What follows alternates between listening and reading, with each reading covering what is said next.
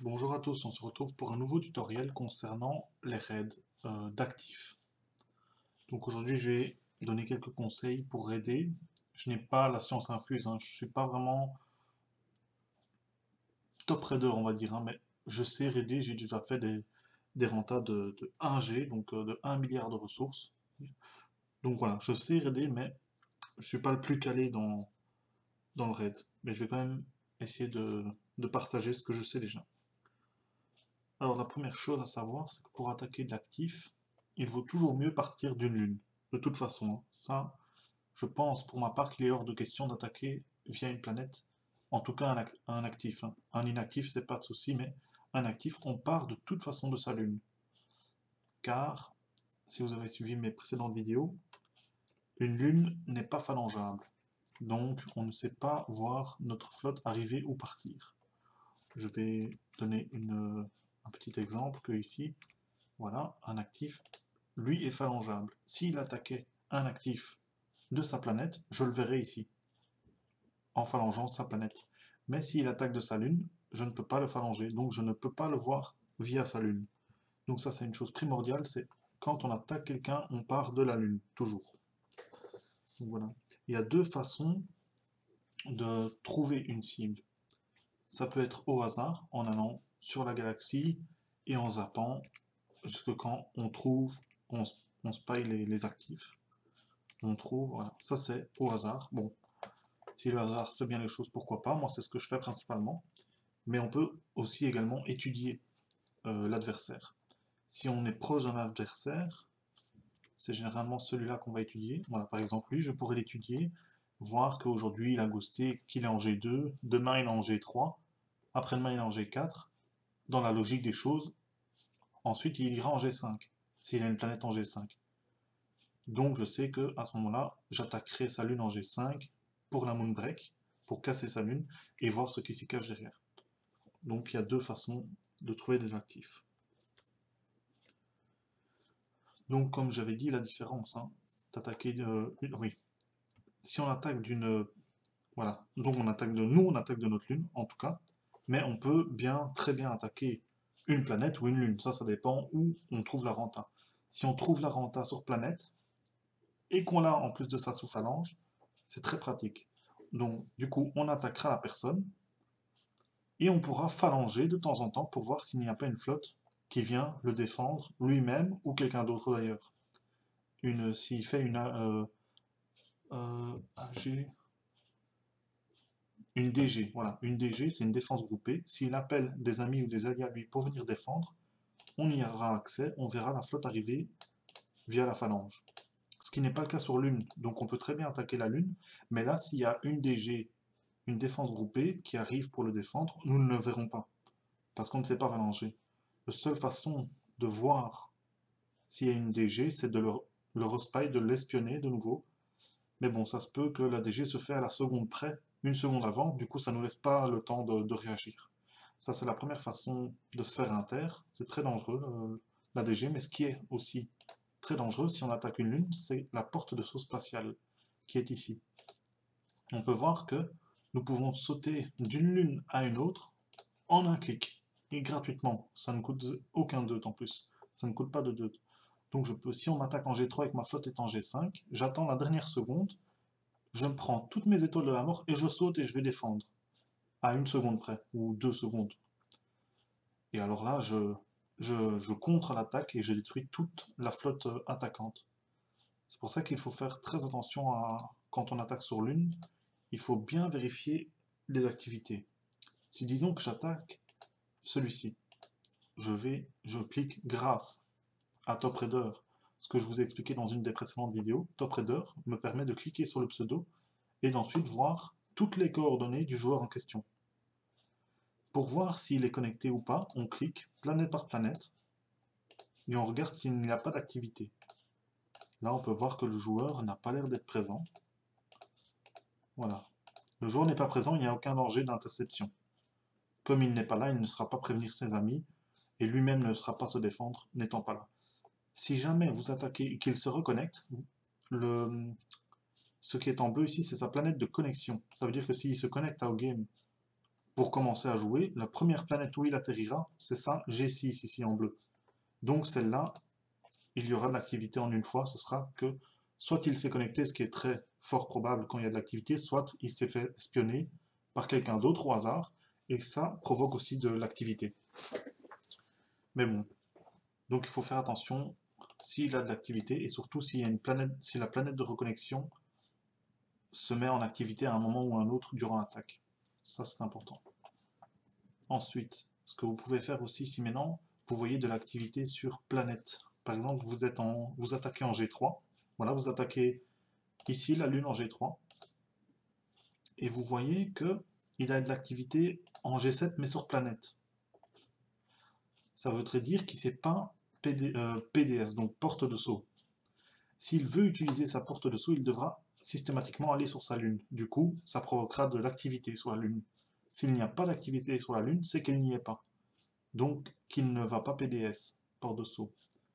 Ça aussi, donc l'activité, c'est très très important à surveiller lors d'un raid. C'est une des choses principales à surveiller. Ce qu'il faut savoir aussi, c'est qu'on peut attaquer 6 fois en 24 heures une planète. Disons que je peux attaquer 6 fois celle-ci, et ensuite 6 fois la Lune. Et puis je peux aller ailleurs 6 fois et 6 fois. Mais je ne peux pas l'attaquer plus, parce que sinon, c'est susceptible d'être banni, et ça le sera. C'est 6 fois maximum par planète ou par Lune en 24 heures. Donc on peut attaquer le joueur 6, 12, 18, etc. On peut l'attaquer plein de fois, mais sur des planètes différentes, ou 6 fois sur la même. Planète ou Lune, c'est pareil. Voilà. Ça c'est important, donc de vraiment pas dépasser cette limite. Ce qu'il se passe aussi quand vous sondez la galaxie pour trouver la cible en question, il vaut mieux garder des sondes sur sa planète, et sa flotte qui est normalement sur Lune, on la ghost sur son propre CDR, mais pas longtemps, hein. Je vais vous montrer. On la ghost comme ça ici, mais vraiment pas longtemps, c'est juste le temps d'envoyer des espions. Voilà, je vais faire ça, voilà, par exemple. Et alors je vais dans ma galaxie, via ma planète, où évidemment, comme j'ai toujours de la flotte à quai, mes sondes sont là, donc ma flotte est en vol, et je vais commencer à sonder. Vous allez me dire pourquoi faire ça? Parce que si maintenant je sonde celui-ci par exemple, et qu'il le prend mal, parce qu'il y a des gens qui n'aiment pas se faire sonder, il va vous ressonder en retour. Et si votre flotte est à quai, il va l'avoir. Et il pourrait très bien envoyer le rapport à un ami à lui, un allié, ou quelqu'un à qui ça pourrait intéresser. Et bon, alors ça sera tout de suite plus difficile de raider, parce que vous serez surveillé. C'est pour ça que si maintenant vous avez ghosté, que vous envoyez vos spies via la planète, et qu'en retour il vous spy aussi, il ne verra rien. Ça c'est l'avantage. Quand vous avez fini vos spies, avant quoi que ce soit, vous rappelez votre flotte pour pouvoir jouer rapidement. Regardez, voilà, 46 secondes elle est de retour. Vous regardez vos rapports, hop, vous faites votre tri, votre flotte est là, s'il y a quelque chose à attaquer, vous êtes prêt. Ça c'est une chose. Ben, tant que j'y suis, je vous avais parlé de Top Raider dans la 3e vidéo, il me semble. Je vais vous montrer comment l'utiliser justement. Donc voilà, j'ai fait mon inactif. Ça vient d'impact, tous les slots ont impact. Les rapports de combat sont tous là, on peut voir que j'en ai 23. Et en cliquant ici, ça va les additionner pour les mettre directement sur le site Top Raider et comptabiliser tout ça pour nous. Donc voilà, ça c'est comme ça, au passage, c'est dit. Aussi, je vais attendre donc que ça aille jusqu'à 23 pour quitter la page. Aussi, donc ce qui va se passer, la prochaine chose à vous montrer, à vous expliquer, c'est qu'il faut vérifier les cibles aux alentours de notre cible. Si on spy la G5 et qu'on trouve quelque chose d'intéressant, il faut vérifier les alentours de cette cible, voir s'il n'y a pas quelqu'un susceptible de nous inter. Ça c'est important. Il faut faire attention, vous regardez, hein, ça dépend à combien d'SS vous êtes. Si il est dans le même SS que vous, ça peut mal. S'il est à 10 SS, il faut regarder autour de lui, à environ 10-15 SS à gauche et à sa droite, pour voir s'il n'y a pas d'activité de quelqu'un qui aurait de la flotte susceptible de vous intercepter. Donc vous vérifiez. S'il n'y a rien, ou même s'il y a, ça ne veut pas dire forcément que vous allez être inter, mais c'est toujours bien de vérifier. Ensuite, quand on devient un bon raider avec une bonne petite flotte, ce qu'il faudrait faire, quand on attaque une cible, c'est l'attaque groupée. je vais au hasard, je vais au hasard trouver quelqu'un comme cobaye, on va dire. Voilà, je le spy, j'attends que ça rentre, et je vais attaquer en plusieurs paquets. Vous allez me dire pourquoi? Parce que justement, comme ça, vous allez attaquer en plusieurs paquets, je vais le faire ici, hein. Même s'il n'y a pas beaucoup de renta, je vais le faire pour l'exemple. Je vais attaquer, je vois qu'il me faut 700 PT, bon là j'ai pas, ah oui, il faut que j'aille sur l'une, parce que ma flotte est rentrée maintenant. Je vais sur l'une, hop, je vais attaquer, il y a un peu de défense, je vais regarder, il y a un peu de défense, et dans le rapport, voilà, vous ouvrez le rapport, vous voyez, dans le rapport, grâce à Antigame, une nouvelle fois, il y a un petit S qui permet de simuler le combat, pour savoir ce qu'il faut envoyer. Vous pouvez voir qu'il vous faut 732 PT pour prendre les ressources à quai, donc vous allez en mettre 1000, on arrondit un peu plus haut, c'est pas très grave, et on envoie la flotte qu'on souhaite. On voit que j'envoie 5, avec 500 trackers, avec 500 croiseurs, pardon, je détruis sa défense et je passe presque sans perte et je repars avec presque 3 millions, un peu plus de 3 millions de ressources. Et je vais le faire juste pour là, tant qu'on y est. C'est pas grand chose, mais bon. Donc j'envoie. Voilà, et je vais vous montrer. Alors là, c'est pas nécessaire, mais je vais vous montrer comment AG vous-même. Comment attaquer quelqu'un groupé vous-même. Vous cliquez, vous voyez c'est ici, hein, 1000 transporteurs, 500 croiseurs, vous cliquez sur les 5 petits vaisseaux, ça ouvrira une page. Ça c'est si vous voulez ajouter des amis pour qu'ils viennent attaquer avec vous. Mais là, comme vous êtes tout seul et vous souhaitez AG vous-même tout seul, vous pouvez le faire avec vos amis ou vos alliés. Hein. Mais bon, disons que là, vous le faites tout seul par sécurité. Vous cliquez OK, et voilà, fédération de flotte créée.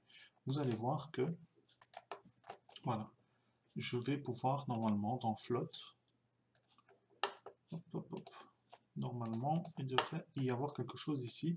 Je vais recommencer au cas où, une mauvaise manipulation peut-être, je fais OK. Normalement, si je ne dis pas de bêtises, je n'y arrive pas. Alors là, je comprends pas. Parce qu'il devrait y avoir ici, normalement, les coordonnées de ma cible et la confirmation. Je vais essayer encore une fois autrement. Je vais essayer autrement, comme ça, comme ceci, en invitant quelqu'un. Voilà. Disons que j'invite quelqu'un, je vais pouvoir si ça fonctionne. Ça devrait. Je l'ai déjà fait maintes et maintes fois, ça devrait fonctionner.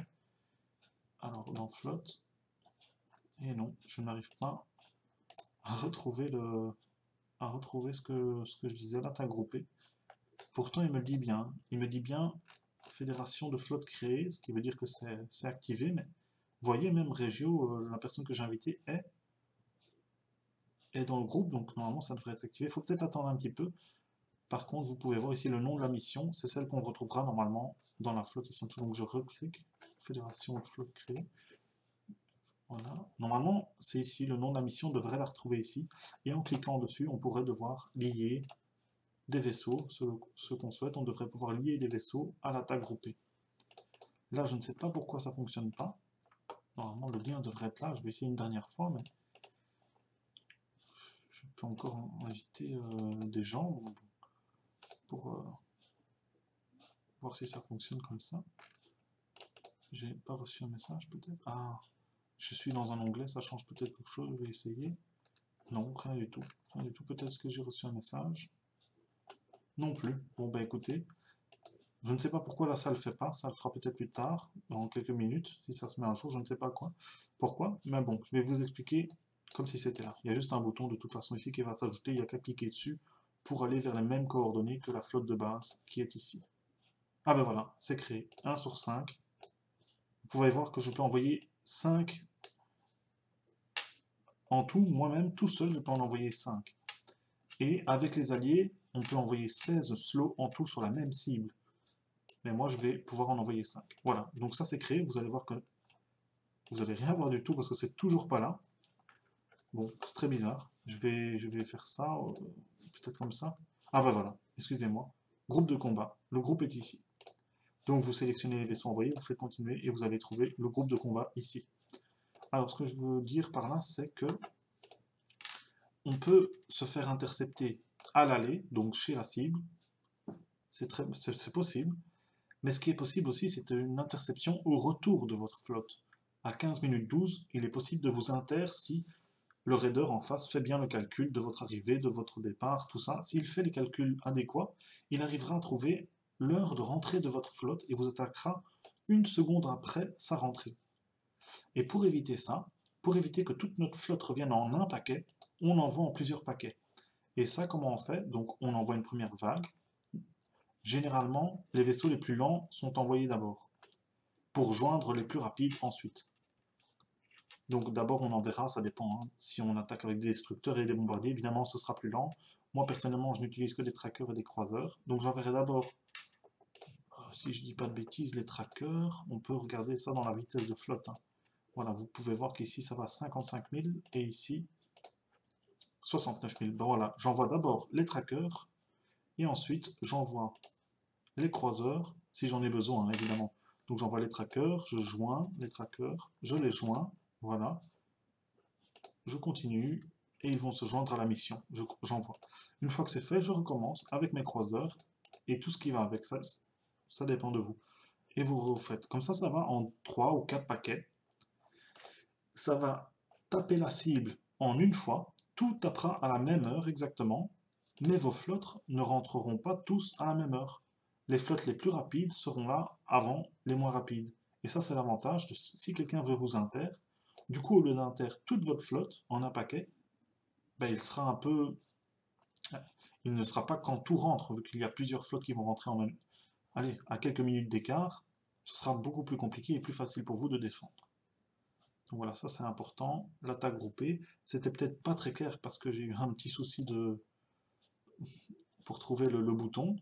Mais bon, je ferai peut-être une deuxième vidéo sur les raids, donc je pourrais revenir dessus si jamais je me suis mal exprimé.